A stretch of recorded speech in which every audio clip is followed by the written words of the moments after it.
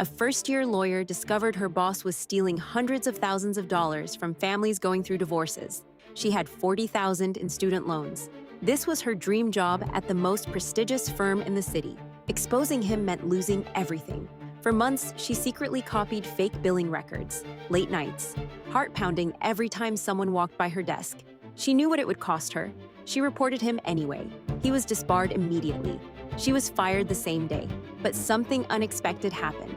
The families she protected became her first clients when she started her own practice. The state bar publicly recognized her courage. Word spread about the young lawyer who chose families over her career. Within 3 years, she built one of the most respected family law firms in the state. Her former colleagues who stayed silent, still working for someone else. She told me the hardest part wasn't losing her job. It was trusting that doing the right thing would somehow work out. It did.